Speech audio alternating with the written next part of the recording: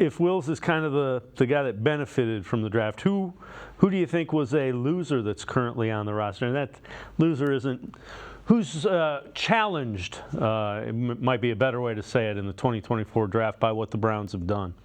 Yeah, there's two former third-round picks. I think their spots are challenged, and it's interesting how soon it's come for both these players, right? David Bell, who I thought had a good end to the last year, right? He was actually more useful at times than Cedric Tillman, but he's not as talented as Cedric Tillman, so he's not gonna get that same kind of slack. So David Bell, definitely, like, you draft Jamari Thrash, you're already heavy on wide receiver. I think there's a chance he will still make the team because they have to think about the future, and you might not be able to get Amari Cooper extended, but that looks like that's something they're going to do. And you might not be able to keep Elijah Moore, and if Moore goes, then the spot opens up, and you probably would rather have David Bell than just like anybody.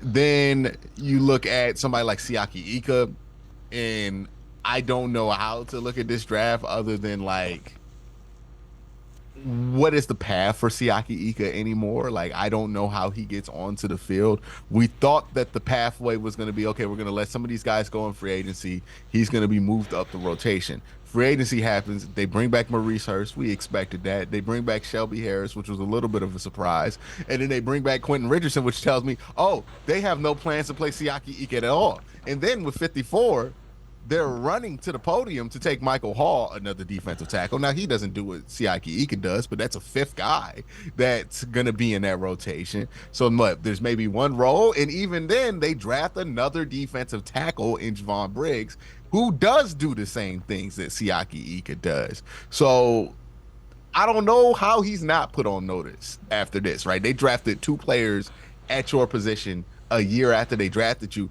and brought back everybody that kept you from being active on game day. Like, where is he going to go if they brought in two more names and he already couldn't get on the field last year?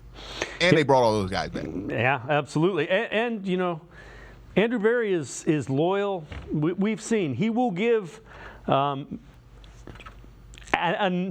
probably more than most time for draft picks to develop, but the message has to be clear. We went out and drafted two more the year after we drafted you. Yeah, and that doesn't often happen, right? Like, he doesn't usually do that.